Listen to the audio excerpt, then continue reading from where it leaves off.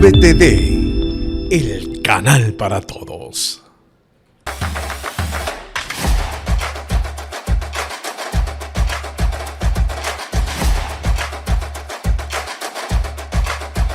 Este programa llega a ustedes gracias a Conduce Ecuador y Tu Licencia, formando conductores responsables. Hola, hola, ¿qué tal? Bienvenidos a un programa más de Avenida Gol a través de la pantalla de VTV.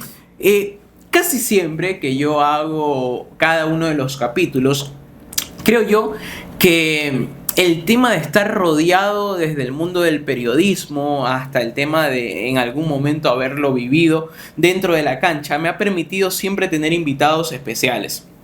Siempre invitados que nos llenan de alguna u otra forma con sus experiencias, con sus anécdotas.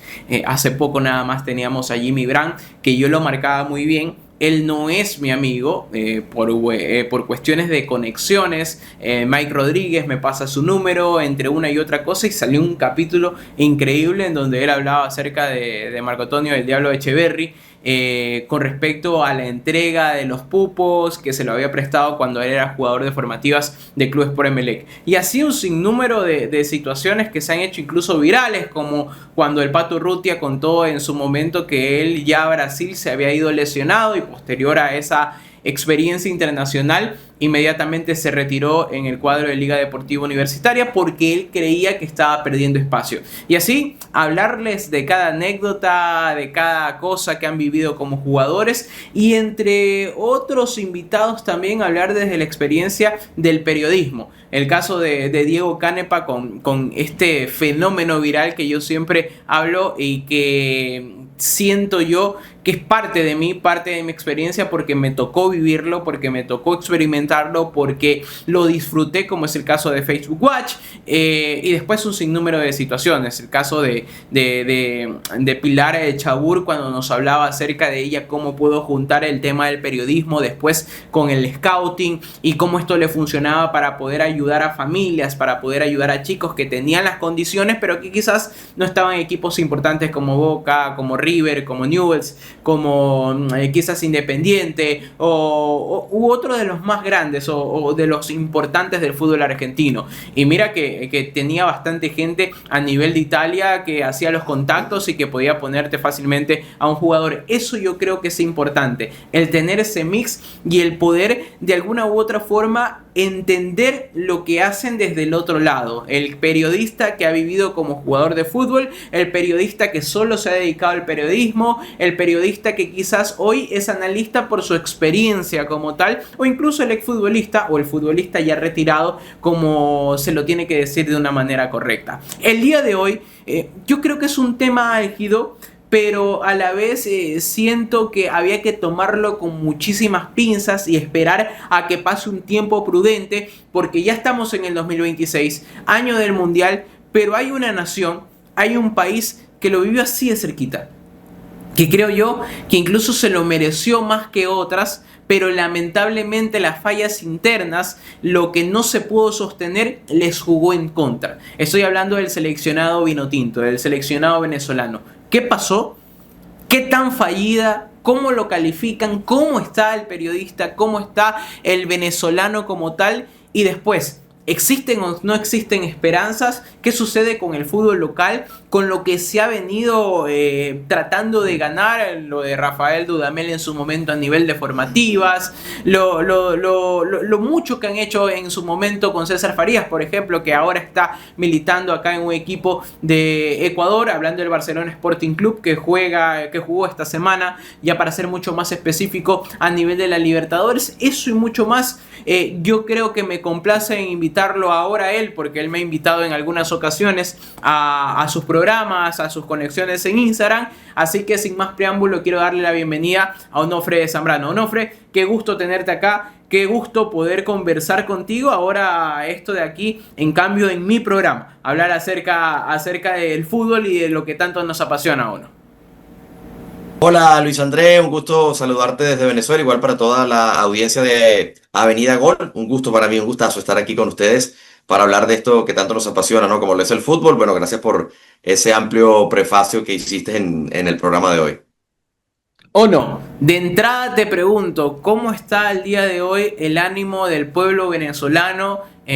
Más allá de lo que conocemos a nivel político, no me gusta involucrarme, me gusta la política, pero no me gusta involucrarme directamente cuando estamos haciendo el programa de Avenida Gol. Pero ¿cómo está el ambiente en Venezuela? Bueno, sucedió y no podemos ser esquivos a lo que está pasando con Maduro. Después, posterior a eso, o antes de eso, sí, un dolor muy grande, quizás esa daga muy fuerte en el corazón, el no haber clasificado al Mundial. Ahí no hicieron un buen partido el último. Está Bolivia acaba de presentar sus listas de convocado, incluso lo deja fuera a Moreno Martins, que había vuelto del retiro. El director técnico se mantuvo en lo que no es parte del proceso, o por lo menos yo no lo tengo en cuenta, y no lo convocó. Bueno, cuéntame un poco de cómo está Venezuela a nivel del deporte, del ambiente como tal, ¿o no?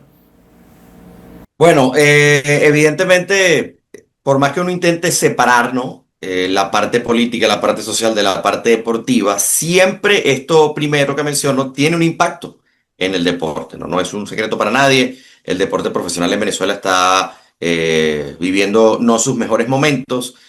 Muchas ligas profesionales que se mantienen con muy poco, desaparición de equipos, por ende desaparición de fanaticadas, no se consolidan algunos nuevos equipos que sí entran con una inyección, generalmente equipos apoyados por el gobierno, y esto pues bueno deja un ambiente un poquito complejo, ¿no?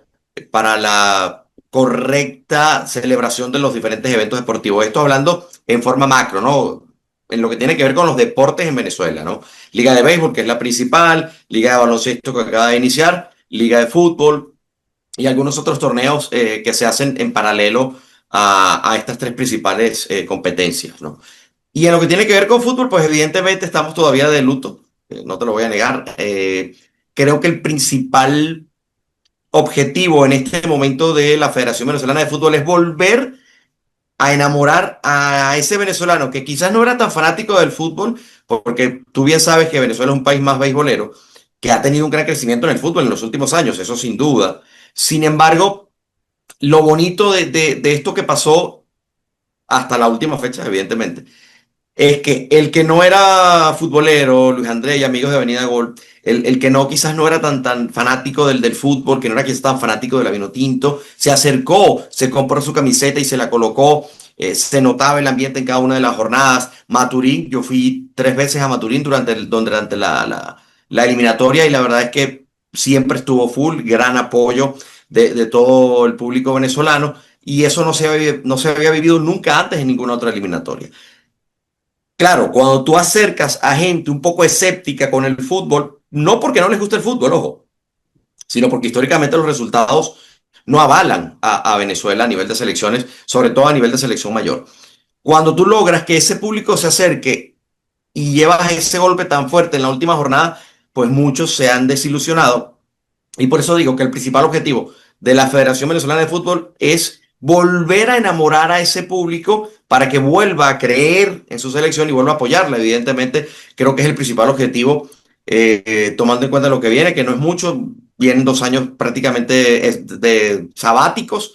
Venezuela tendrá sus partidos amistosos en este 2026, pero no hay una competencia oficial hasta que haya un informe oficial sobre si va a haber eliminatorias para el 2030 o no, porque ahora con esto de las 64 selecciones, tú bien lo sabes, lo que se comenta a Vox Populi es la posibilidad de que clasifiquen todos, cosa que a mí como venezolano no me gustaría que nuestro primer mundial sea con un cupo regalado, no, el sabor no sería el mismo.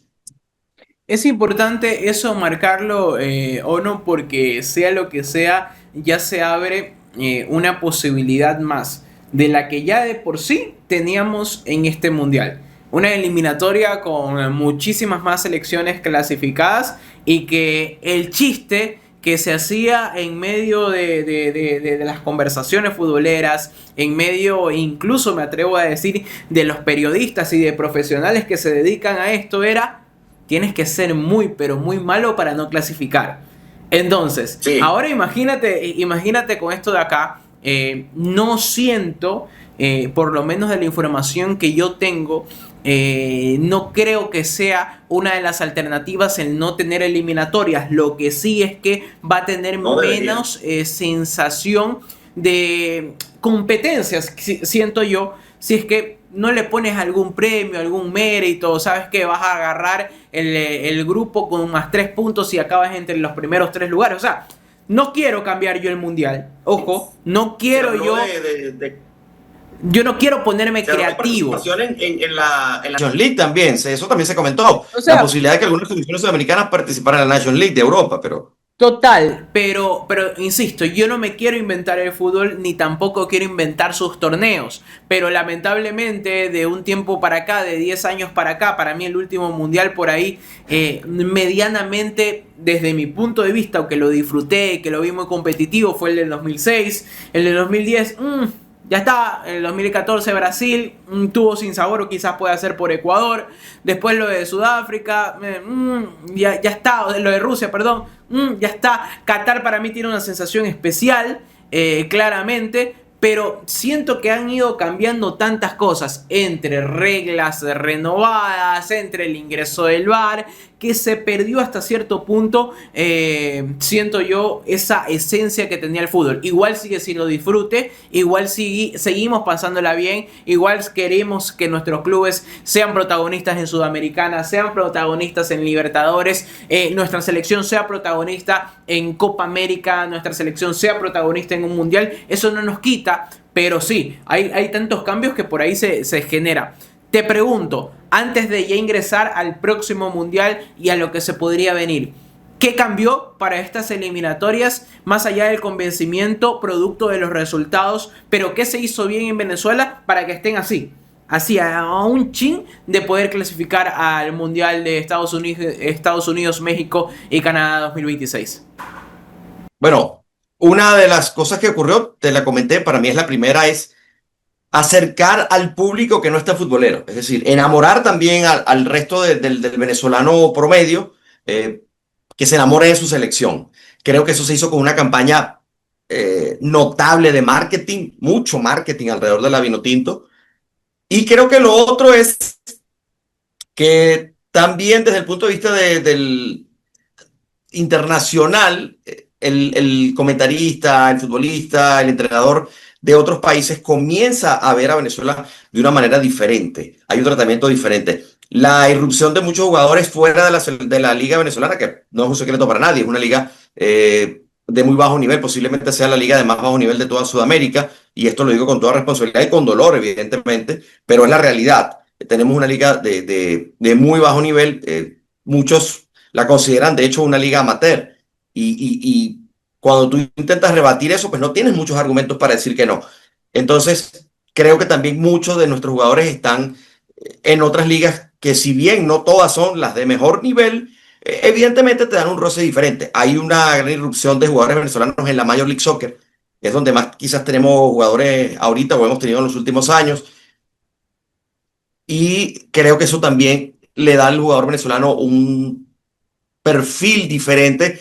Hace unos años atrás, la selección se conformaba, por lo menos la mitad de sus jugadores, 40% de la plantilla, eran jugadores que jugaban en la liga venezolana, y eso ya casi no se ve. Creo que sin duda eso también es un avance. Ahora, en medio de ese crecimiento hay que encontrar las razones. Primero, que lo que tú me manifestabas, este hecho de a nivel de marketing, hacerlo o entregarle esa responsabilidad al hincha, o incluso crear esa experiencia, porque hoy en día a nivel de marketing hablamos mucho de vivir la experiencia. La experiencia viene dada por los buenos resultados, ¿o no? De nada te servía el tú, mano, tengo fe, si es que no ganabas, o si es que no empatabas, o si es que no sacabas un buen resultado contra Ecuador, o no hacías un buen partido contra Argentina, o no hacías lo que hiciste contra Brasil, por ejemplo. De nada no tenía sentido ese mano, tengo fe, si es que después en medio de ese camino no sacabas las cosas adelante. Entonces, marketing de alguna u otra forma lo que hizo fue apalancarse en algo que ya estaban consiguiendo, que eran los resultados positivos. Pero después, si tú me hablas de que la liga venezolana no es tan buena, no es competitiva, y sí, estoy totalmente de acuerdo contigo, se la puede ver por debajo del hombro, se la puede ver de media para abajo, y esto es quizás compartiendo con la boliviana con la paraguaya que ha perdido bastante espacio, con la chilena, aunque hay, y después lo vamos a debatir en el segundo bloque. Creo que la chilena ahorita estaba pasando también horas bajas, me parece. Y te digo algo, porque hay un debate amplio a nivel de Conmebol de cuáles son las 3-4 primeras ligas, y lo ponen a la colombiana, y yo te digo, bueno, la colombiana que tanto ha ganado en Sudamérica últimamente, y tú me vas a decir, bueno, es que estuvo finalista o estuvo haciendo... Para mí la ecuatoriana está por ahí arriba, con Liga, con Independiente, sí, pero bueno. Yo creo que después de Brasil y Argentina, la ecuatoriana es la tercera, para mí, hoy. Por eso te digo. La ecuatoriana es la tercera. Pero es un amplio debate el que existe con jugadores. Tomando como los resultados de sus clubes en Sudamérica, ¿no? En la Sudamericana, en la Libertadores, donde hemos visto un Independiente del Valle, un MLE, un Barcelona destacando muchísimo, Liga de Quito destacando muchísimo en los últimos años. Sin duda que Ecuador hoy, creo yo, que después de Brasil y Argentina, que siempre han estado ahí 1-2, es la liga que hoy más destaca, por encima de la uruguaya incluso, te diría. Sí, y es que ahí viene esta receta de la cual te preguntaba, o de la cual estaba haciendo la interrogante, y es, bueno, me dices que la liga venezolana quizás incluso sea catalogada como amateur. ¿De dónde entonces salen los jugadores que se pueden? No estamos hablando que la Major League Soccer sea la mejor liga del mundo, y no estamos hablando de una Premier, probablemente no estemos hablando de un calcio italiano, tampoco estamos hablando de una liga alemana, tampoco estamos hablando de una liga francesa que ha agarrado bastante fuerza, estamos hablando de que es Estados Unidos, en donde la mayoría de los jugadores se van a retirar, pero tienes un gran poder adquisitivo que te permite tener a Luis Suárez y a Messi, por ejemplo, en un programa, o que te permite en un equipo, perdón, o que te permite de alguna u otra forma tener a uno u otro jugador importante o determinante en la selección venezolana como protagonista en esta liga. Entonces, si me dices que la liga venezolana no es tan buena, entonces ¿de dónde están saliendo los jugadores? Sí, es que ese es el problema. Creo que uno de los puntos de la raíz de este problema que ha tenido el fútbol venezolano es que no hay una formación sostenida en el tiempo para las categorías menores, para que estos chicos comiencen a formarse en Venezuela y luego, como es lógico, salgan a probar suerte en otros lugares. Hay muchos jugadores aquí que desde infantil ya se van, ya los papás hacen un esfuerzo económico y se van a cualquier otra parte del mundo, Europa o Estados Unidos, para realmente formarse allá. Y cuando la selección los toma y tú ves el currículum, jamás jugaron en Venezuela. Eso no es que esté mal, pero no es el deber ser. Es decir, si tú lo haces con 2, 3 jugadores, dependiendo del proceso, México hace mucho esto, por ejemplo, toda la vida. Es quizás el país que más ha nacionalizado. Este es otro proceso, pero también se puede tomar como un ejemplo. Pero realmente la mayor fuerza de una selección tiene que estar en sus fuerzas básicas, en las categorías menores, que es donde está el proceso formativo. Y creo que eso no se está haciendo en Venezuela porque tampoco no hay un orgullo del futbolista venezolano en decir que, bueno, voy a jugar, por ejemplo, en el Deportivo Táchira, que hoy por hoy es por lejos quizá lo que mejor representa a Venezuela en el plano internacional. Además, con el Chino Recoba ahora como técnico de la Aurinegro, sin duda que hoy está en otro nivel. Táchira Caracas se ha venido muy, muy, muy a menos. Está muy lejos de ser aquel Caracas Fútbol Club que brillaba en Sudamérica. A duras penas puede competir en la Liga Venezolana. Y los otros son proyectos que no se sostienen en el tiempo, Luis Andrés, como el de Portuguesa en su momento, como el de Monagas, como el de Zamora. Academia Puerto Cabello está haciendo algún esfuerzo importante a nivel económico, pero Carabobo quizás sea el otro que viene allí detrás de Táchira. En los últimos años ha estado jugando finales, fue campeón por primera vez. Valencia, que es una ciudad muy, muy beisbolera, se ha vuelto una ciudad también muy futbolera por el Carabobo. Creo que son pocos los clubes que tú puedes decir, bueno, mira, aquí puede haber algún futuro, se puede hacer algo interesante, pero el resto son proyectos que de repente parece que pintan para bien, 2, 3 años, y luego el inversor retira ese dinero y todo se va, todo se va por el retrete. Entonces, así es realmente difícil sostener en el tiempo cualquier proyecto, no solamente de fútbol, sino deportivo en general. Y es que yo quiero puntualizar algo antes de terminar este primer bloque, ¿o no? Que cuando estamos hablando a nivel económico, cuando estamos hablando a nivel de gestión, cuando estamos hablando a nivel administrativo, quizás se desea hablar de un punto común entre las ligas a nivel de Sudamérica. Brasil claramente nos va a sacar muchísima ventaja, sí. Tienen, creo yo, el poder adquisitivo y quizás hasta darse el lujo y de claramente dejar a los otros mal parados por el mismo hecho de poder contratarte jugadores que recién vienen de la Premier League o que recién vienen jugando de la Liga Española. Europeos. O sea, europeos incluso. Al brasileño o al sudamericano que está simplemente ya aburrido de estar por allá, como nosotros decimos allá, comiendo frío, masticando frío. Si los traes todavía entre por ahí moviéndose, o sea, 31, 32 años, o sea, no es que lo traes tampoco de 36 o 37 como los invitados que trae Barcelona para sus noches amarillas. O sea, no, los traes activos, los traes funcionales todavía, los traes que te pueden generar, que te pueden convertir, que te pueden hacer la diferencia. Y después Argentina todos sabemos, así como vende, también puede tener o darse el lujo de tener ciertos jugadores repatriados, el caso de Leandro Paredes, el caso de Hugo Acuña, o sea, tienes también, pero después están el resto de las ligas que o lo hacen a nivel de una autogestión o simplemente no la ven. Por ahí el Independiente del Valle, claramente, vendes a Moisés Caicedo, te permite adquirir más, pero no es el modelo de negocio que ellos tienen. El modelo de negocios es, sigue sacando jugadores a los juveniles, porque a ese que quizás, ese jugador que me dio de réditos 2 millones, me permite poderle invertir 500.000 a 4 chicos más, que uno de esos también va a despuntar. Entonces, es mucho de la lógica de esto de aquí, del negocio, pero a lo que voy es, a ver, el tema financiero, tenemos a un Emelec que está tratando de salir, te digo, de algo, de un pozo o de un hoyo de los peores quizás que haya tenido en su historia.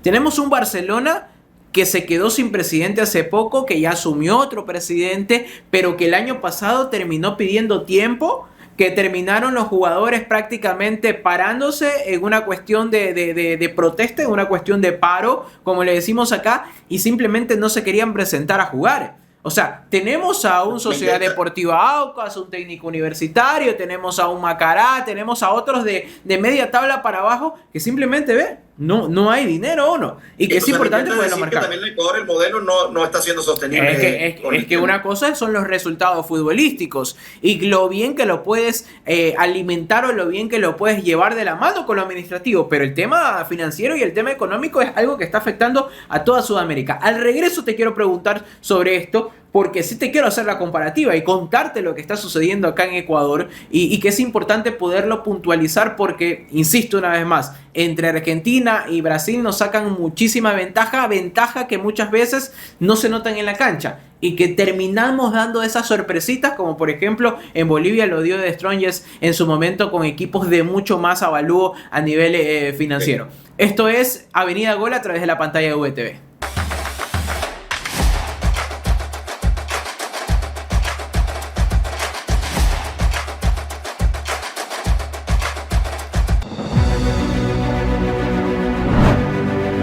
Inicio de espacio publicitario.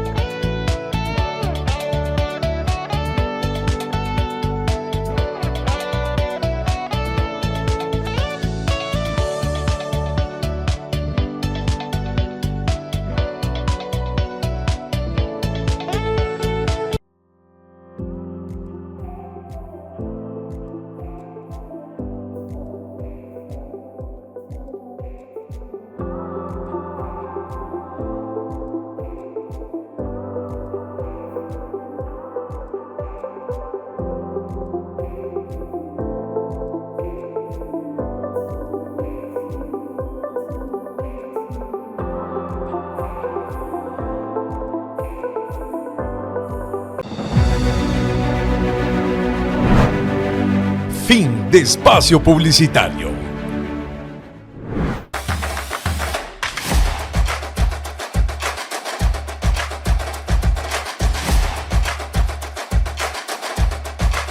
Estamos de vuelta acá en Avenida Gol a través de la pantalla de VTV con Onofre Zambrano. Como lo decía, tiene bastantes títulos, es docente, es periodista, bueno, se dedica a un sinnúmero de cosas y creo que en su momento también va a tener la oportunidad de estar en ese canal tan ansiado que siempre me decía, bueno, ojalá que se dé la oportunidad y todo lo demás. Además, no solo maneja el ámbito del fútbol, también en el ámbito del béisbol, la NFL, que te soy sincero, yo soy un poquito esquivo e ignoro muchísimo del fútbol americano, pero entiendo que tú eres un especialista en eso, ¿o no? Y que también te permite, por ejemplo, como en el anterior bloque, podernos dar también o explicarnos un poco esa sensación que se tiene, pero también después hablar un poquito más ya profundo de cómo se pueden manejar los equipos. Te digo, administrativamente es algo que le está afectando a la mayoría de Sudamérica. Por ahí salen de ese grupo Brasil y Argentina, porque así como generan, también terminan sacando jugadores, y eso yo creo que es un rubro importante. Y después ciertos equipos o ciertas instituciones, como el caso de Independiente del Valle, que te digo, hace una gran labor acá en Ecuador, lo está empezando a hacer Sociedad Deportiva Aucas, entre otras, creo que están copiando o tratando de copiar ese modelo de trabajo. Pero imagínate, el año pasado estábamos hablando de un jugador como Alexander González, el Chamo, bastante querido acá por la hinchada azul. Y te digo, el Chamo vivió esa crisis con el Club Sport Emelec. El tema de adeudar, incluso terminó en su momento hasta viviendo en el complejo en donde Emelec entrenaba. O sea, un tema bastante complicado. Pero después viaja a Venezuela y se queda jugando en Venezuela. Imagínate, existe por ahí incluso hasta un punto de en común entre lo uno y lo otro, porque tú dices, bueno, es un jugador de selección, lo que menos te imaginas es que con su nivel termine nuevamente llegando a Venezuela, porque entiendo yo que allá son las limitaciones mucho más graves que las que aún puede tener acá en Ecuador a nivel financiero, ¿o no? ¿Es tanto así? Sí, es una realidad, bien lo apuntas, es una realidad latinoamericana, pero quizás donde más hace énfasis esa realidad económica y social es acá en Venezuela. El caso de Alexander González, yo creo que sin conocer realmente montos y cifras, cuando él vuelve al fútbol con el Caracas, creo que tiene que ver un poco también con el lugar donde él se siente mimado, donde fue estrella. Muchas veces esto también tiene que ver donde puede sentir un apoyo de otro tipo, ¿no? Que quizás no tiene en otro país. No creo honestamente que económicamente haya tenido una oferta superior a la que tenía en Ecuador, pero no te voy a mentir, realmente desconozco qué cifra manejaron en ese entonces. En Venezuela, muchos jugadores, deportistas de diferentes deportes ganan en dólares, y esto va relacionado evidentemente con la capacidad que tengan estos deportistas, qué tan importantes son a nivel internacional, cuál es el pedigrí que tienen. Yo te ponía el ejemplo de Estupiñán fuera de grabación, y en Venezuela, por ejemplo, yo pienso en los principales futbolistas que tenemos hoy en día. Salomón Rondón, imposible que juegue aquí, salvo que él quiera ya cuando se quiera retirar. Jefferson Soteldo, no lo veo de momento todavía acá. Yángel Herrera, no lo veo jugando acá. John Aramburu, no lo veo jugando acá. No hay cómo pagarle a estos jugadores. Ahora bien, hasta hace poco, jugadores como Darwin Machís, que jugó gran parte de las eliminatorias, está jugando en Venezuela con la UCB, actual campeón. Vino Osorio, Jordan Osorio, que fue titular en el Parma, defensor central del Parma de Italia, vino a jugar a Venezuela para no perder ritmo, para no perder forma. Aquí acaba de llegar la luz, parte de lo que ocurre en nuestro país.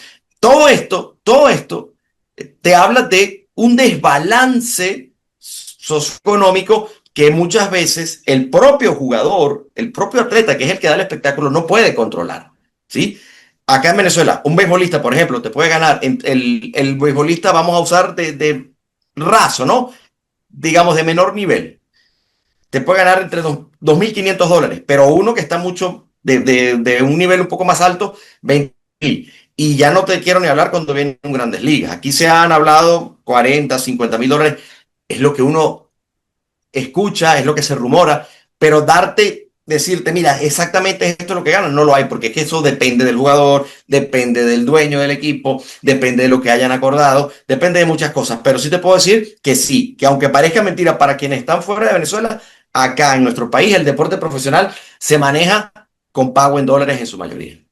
Pero, a ver, es que cuando tú me hablas de esos rubros, Ono, y esto de aquí por si acaso ya lo conversamos en una pausa con Ono, porque como él lo dice, su profesionalismo da también para darte valores que sean reales. Tú no te puedes lanzar a inventarte cualquier cosa, pero yo te decía, $40.000, $50.000. Yo no sé si el jugador estrella de Barcelona y Emelec en su mejor momento podían pagarle ese sueldo. Quizás en medio de una transacción, de una venta Independiente del Valle, se me ocurre, al fútbol europeo, te toque pagarle 1 millón o te toque pagarle tanto a un jugador. Pero será por una venta, por una transacción. Pero decir que un jugador va a ganar $25.000 ya es bastante en esta realidad que estamos viviendo. Decir que gana $30.000, $40.000 está bien, pero tienes que ser superlativo. No sé si es que quizás el Pipa Benedetto, por ejemplo, pueda estar percibiendo esa cantidad de dinero. Pero me lo dices tan suelto de huesos que yo, que estuve en un equipo de Serie B, que no creo que tenga mejor salud financiera que un equipo de Venezuela. No creo, quizás entre la Serie B y el fútbol venezolano estén por ahí. Yo recuerdo que los sueldos más grandes que se pagaban eran $2.000, $2.500. Tú me estás hablando que una liga del primer deporte, claramente, pero que aún así es de Venezuela, me está pagando $30.000, $40.000, es definitivamente una locura. Es una locura, ¿o no? Sí, por eso te digo que es para el que está fuera es difícil entenderlo, pero tiene que ver mucho con el manejo de dinero que hay en el gobierno. También a veces la vinculación que tenga ese atleta con entes del gobierno, porque como te dije al principio de este programa hoy, de este podcast, el que mueve, el ente que mueve aquí el deporte profesional es prácticamente el gobierno. La empresa privada se ha retirado paulatinamente de la inversión publicitaria, de la inversión hacia eventos deportivos. La única empresa que queda apoyando al deporte de Venezuela es Polar, que es la empresa más grande que hay en este país. De resto, todas las empresas privadas que han estado se han ido. Y si no es el gobierno, son casas de apuestas, que tú bien sabes, esto se mueve mucho en Latinoamérica, pero también varias de esas casas de apuestas son vinculadas o lo que se rumora es que están vinculadas al gobierno. Entonces, al final es el mismo para todos. Y después te digo, porque la pregunta inmediatamente que me nace es, acá en Ecuador existe un control financiero a nivel de los clubes, tratando de equilibrar lo más que se pueda una liga que tiene 16 equipos, pero a la vez tratando de blindar a que el jugador pueda cobrar sus valores hasta el final de la temporada. Sucede también eso en Venezuela, como para decir, ¿sabes qué? Mira, Luis Andrés, lo que pasa es que nosotros acá resulta que solo se puede invertir hasta 2 millones al año para determinado equipo. O quizás no existe eso de ahí, y por eso las diferencias abismales entre un cuadro y el otro que no la pasa tan bien. Mira, yo siento que sí puede pasar eso acá, pero creo que, repito, va a depender de cuál es la relación que hay entre el jugador, ese jugador importante, y el que pone el dinero para que él venga a jugar en nuestra liga, ¿no? En el caso del fútbol, se habla de que un jugador te puede ganar $7.000, también $25.000, incluso se habla. Yo, por ejemplo, te digo, el Chino Recoba, si a mí me dicen hoy que está ganando $50.000 como técnico en el Táchira, yo lo creo. O sea, son cifras que sí, realmente asombran, ¿no? Tú te quedas, wow, pero ¿cómo es que Venezuela, el tema aquí es de corrupción? Bueno, creo que en toda Latinoamérica, pero el tema aquí es de corrupción total, porque dinero sí hay. Cuando se quiere, se consigue. El tema está en luego mantenerlo, una temporada te lo pagan, a veces sí ha pasado que ofrecen a algún jugador y no termina siendo lo que le ofrecen, el jugador evidentemente se va, ha pasado en el béisbol muchas veces. En el fútbol creo que no tanto, porque realmente las figuras que vienen de afuera, de otros países a jugar en el fútbol son muy pocas, ¿no? Y cuando vienen son jugadores que han estado en la quinta de Argentina, en la cuarta, en la tercera de Colombia quizás. El futbolista venezolano también ha encontrado en Colombia, que es una liga mejor que la nuestra, también un poquito, vamos a decir así, su método de pan, su pan para su sustento. Es una liga que yo que vivía allá, no es la mejor liga, evidentemente, de Sudamérica, pero sí una liga mucho más sólida que la nuestra. Eh, en Ecuador también, pero ahorita actualmente está César Farías, donde le fue muy bien allí. Fíjate que Farías hizo el paso de Ecuador para Colombia, en Colombia no le fue bien, salvo con Águilas en Río Negro, no le fue bien a Farías, ni en América de Cali ni en Junior, le fue horrible allí. Ahora vuelve a Ecuador. Ha encontrado el futbolista venezolano, no solamente en Europa o en la Major League Soccer, sino en el mismo mercado latinoamericano, una salida. Pero ojo, esta salida no solamente es económica, porque en lo que te digo, aquí creo que sí, algunos jugadores pueden ganar una cantidad importante de dinero, como te he dicho, aunque parezca increíble.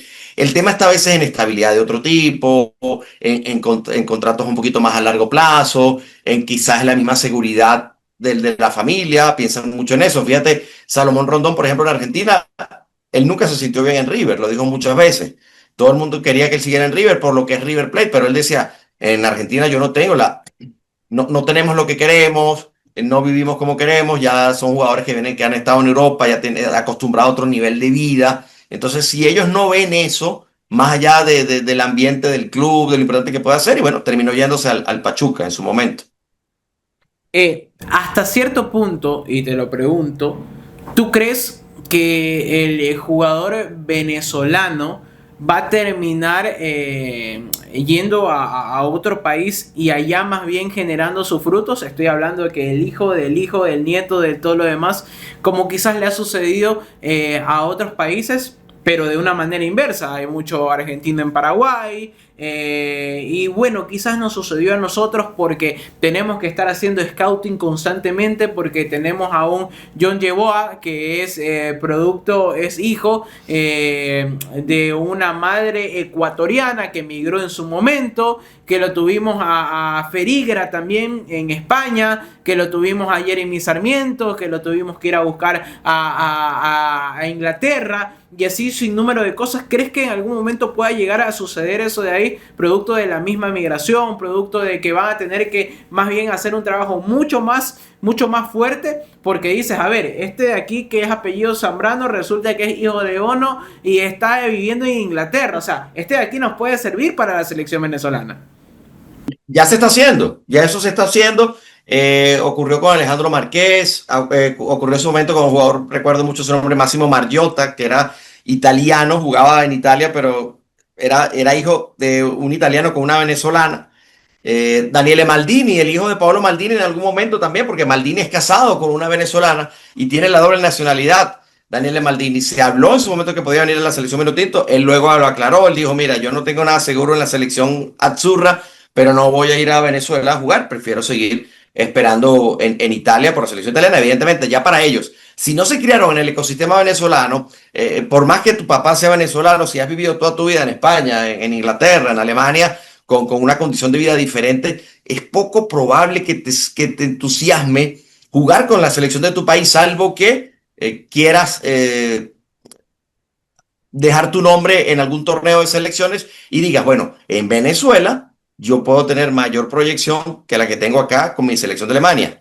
Entonces van y juegan con la selección de sus ancestros, pero más por un tema quizás personal, no porque realmente les llame la atención. Ojo, yo no los critico, creo que es normal ese pensamiento.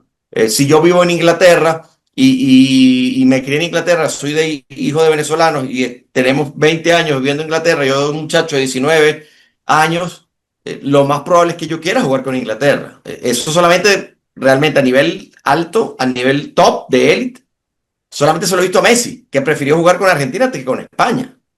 Pero es Argentina, o sea, más allá de la crisis que puede haber en Argentina, evidentemente jugar en Argentina sí te da un estatus diferente, y él prefirió irse a jugar con Argentina que jugar con España. Imagínate aquella España del 2010 jugando con Messi, Iniesta y Xavi, los tres. Wow, creo que hubiese sido imposible detenerlos.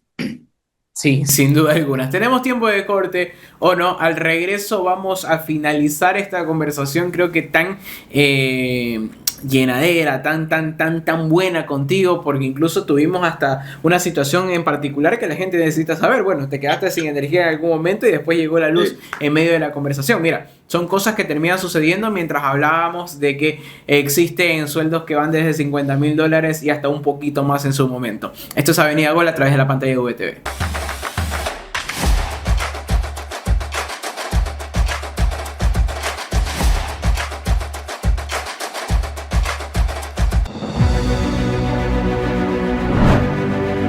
Inicio de espacio publicitario.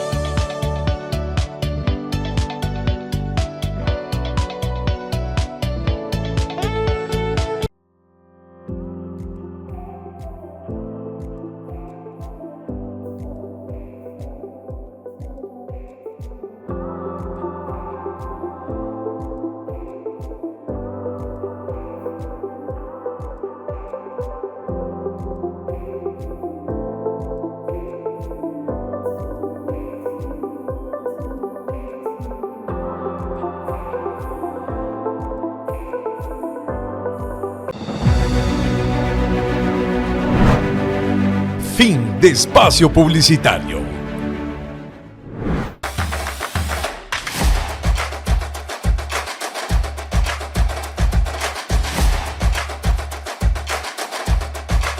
Estamos de vuelta acá en Avenida Gol a través de la pantalla de VTV con Onofre Zambrano. De entrada, yo en el tercer bloque siempre quiero agradecer la deferencia que ha tenido nuestro invitado con nosotros, el venir a hablar, el venir a conversar, el venir a explicarnos incluso y llevarnos esa información. Mira que muy pocos podemos acceder en algunas ocasiones, o no, y hay que decirlo. Quizás el tema de la globalización no es tanto así cuando no estás viviendo una realidad como es tu caso, viviéndola directamente desde Venezuela, pero habiendo tenido ya experiencia en otros países como el tema de Colombia y demás.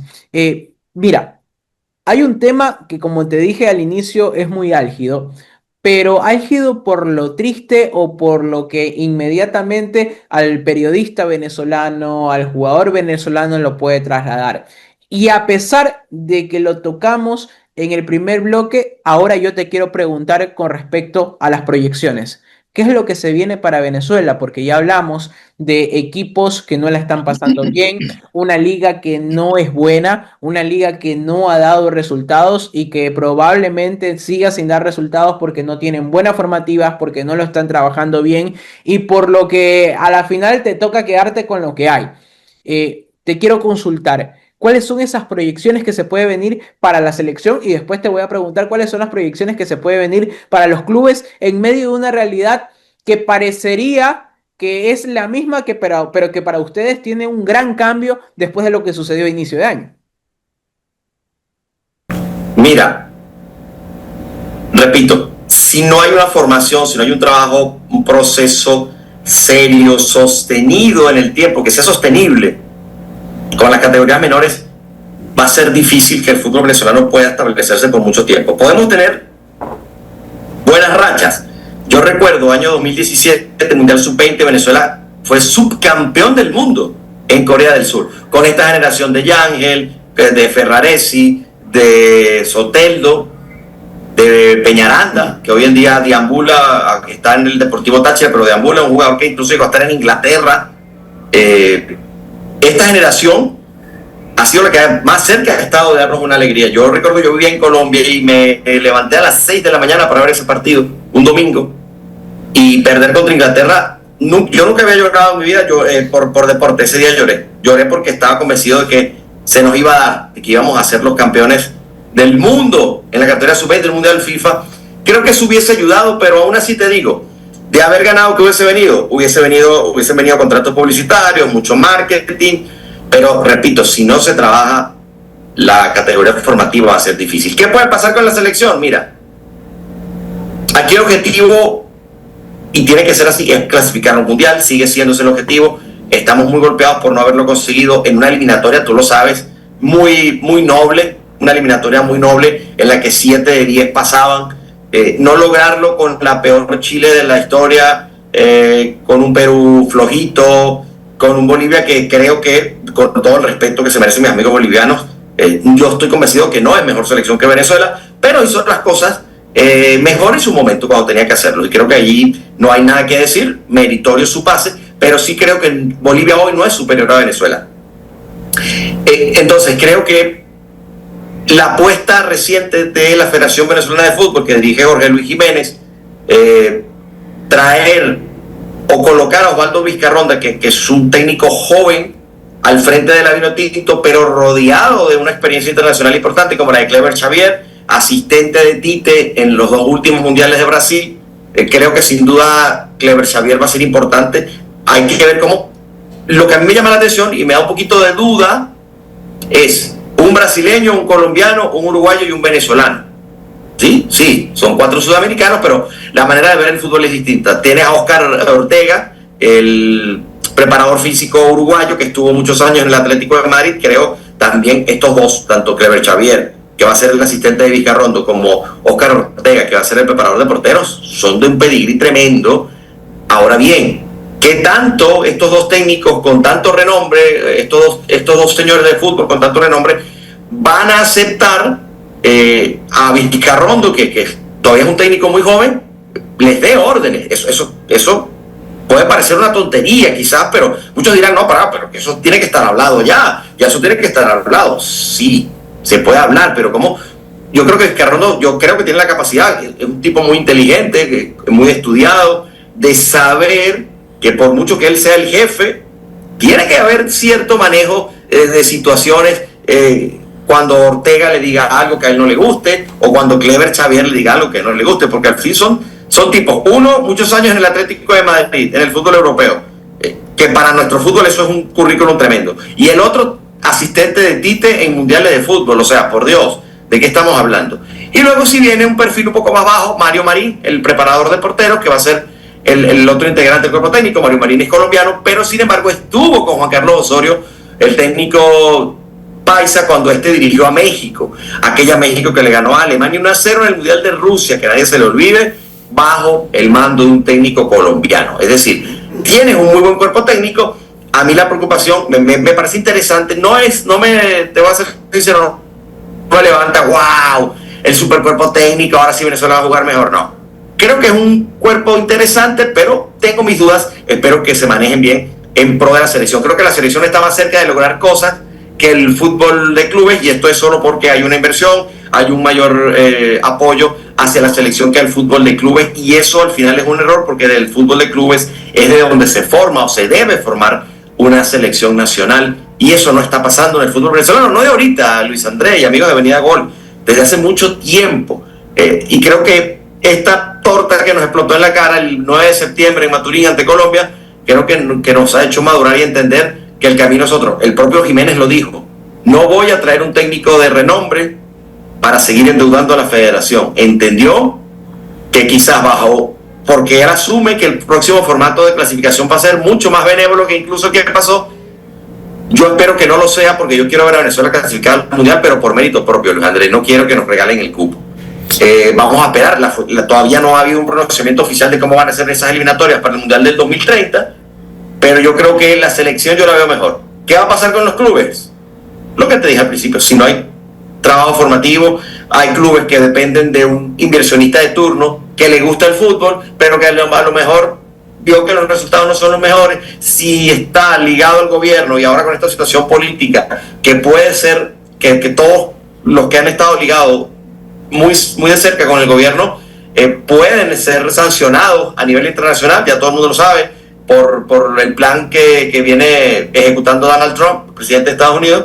Y eso haría que cualquier personaje ligado al deporte en Venezuela a lo mejor vaya a tener que dar un paso al costado y va a dejar seguramente a Céfalo, esa organización, no va a venir otro a invertir de la misma cantidad de plata. Entonces el fútbol de clubes en Venezuela se sostiene por el inversionista de turno, por más nada, no hay un proyecto de canteras. El único club es el Caracas Fútbol Club, se ha venido a menos, pero quizá uno de los pocos que tiene canteras para apoyar.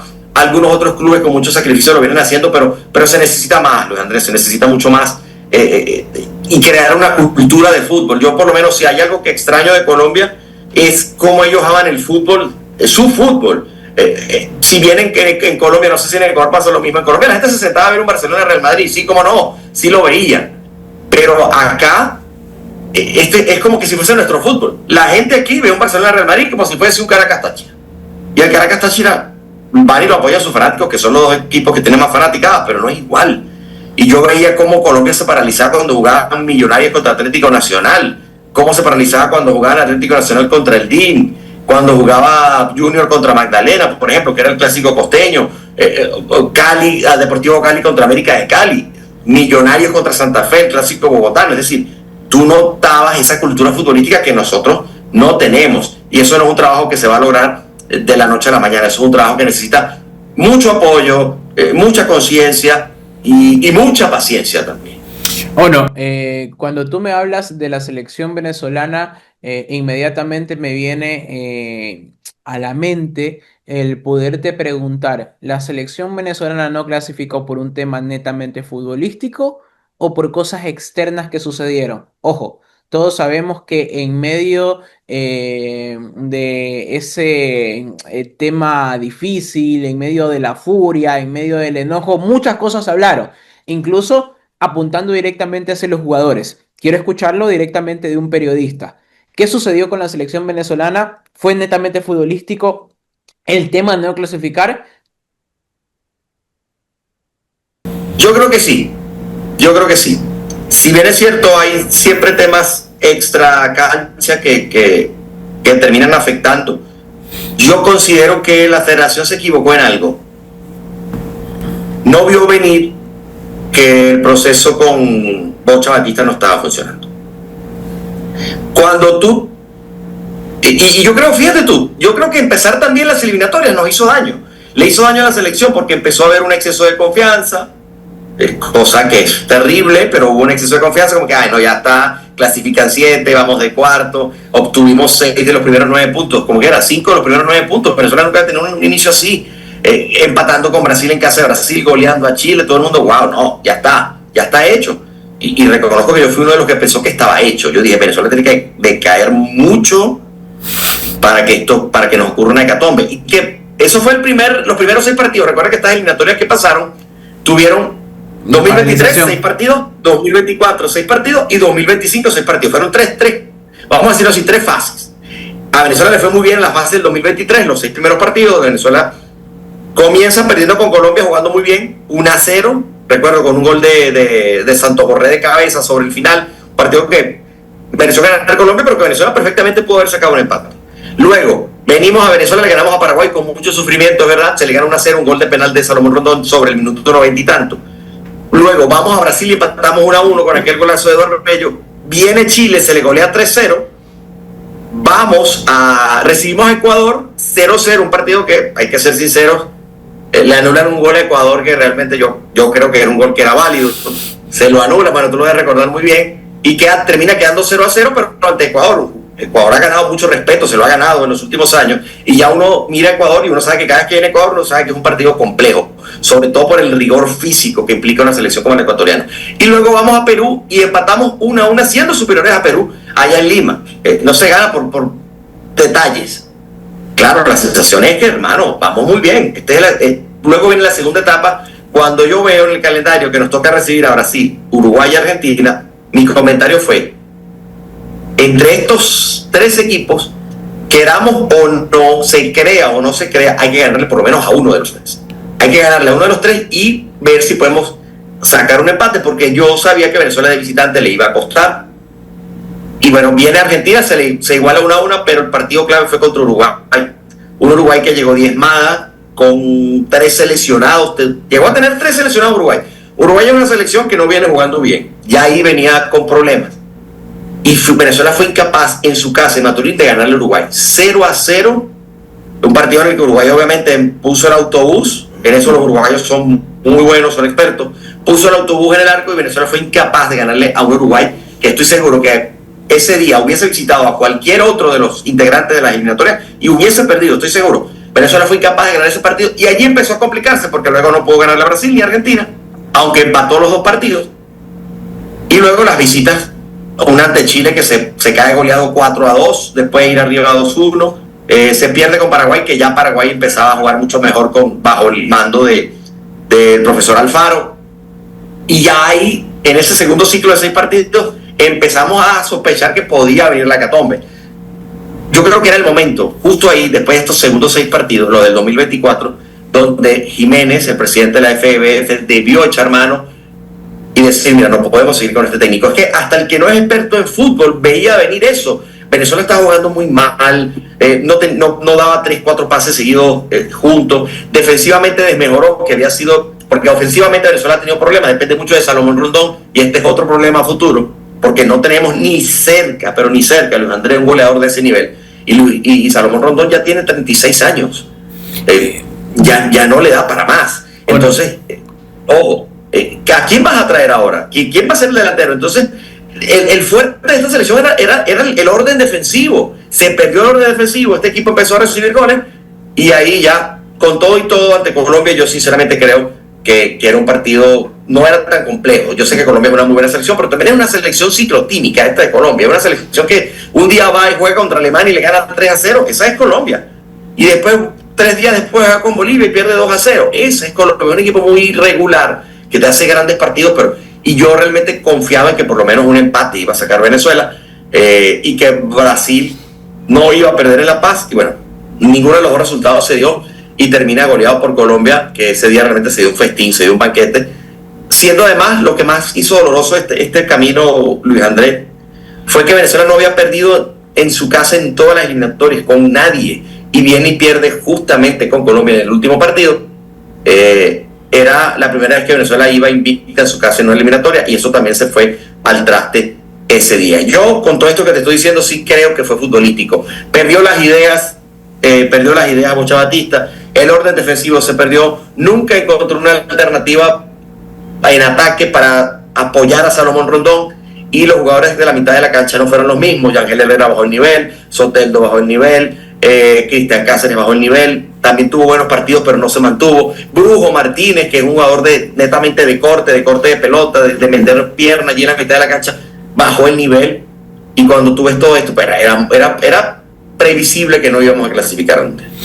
Importante poder tener esa visión y poder tener esa conclusión también ya cuando llegamos al cierre del programa. Ono, quiero agradecerte por este tiempo, por esta conversación, esperando que todo mejore para Venezuela, no solo a nivel futbolístico, a nivel del deporte, sino también a nivel de ese tejido social que creo yo un pueblo tan golpeado se merecían o se merecen seguir este rumbo que de a poco los está sacando adelante, que va a tomar su tiempo, de que muchas veces suena que va a ser doloroso y que de mucho sacrificio. Yo creo que ustedes están más que hechos para poder hacer esto. Así que, Ono, quiero agradecerte y en esta parte final tu mensaje. Gracias a ti, Luis Andrés. Saludos para toda la comunidad ecuatoriana. De verdad que les deseo suerte en el Mundial. Esto con un grupo complejo, pero creo que Ecuador tiene el material. Creo que el partido clave va a ser con Costa de Marfil, tomando como su posición que Alemania es el más fuerte de ese grupo. Está Curazao. De verdad que suerte para los hermanos ecuatorianos en este Mundial, que recién va a empezar ya prácticamente casi en 3 meses. Estamos muy cerca. Y bueno, gracias a ti como siempre por la invitación. Gran saludo y abrazo para el pueblo ecuatoriano. Y bueno, seguramente nos estaremos viendo, estaremos en contacto cuando ya arranque el Mundial United 2026. Ahí estuvo con nosotros Onofre Zambrano, periodista venezolano, acá en Avenida Gol a través de la pantalla de VTV. Este programa llegó a ustedes gracias a Conduce Ecuador del ITV y Tu Licencia, formando conductores responsables.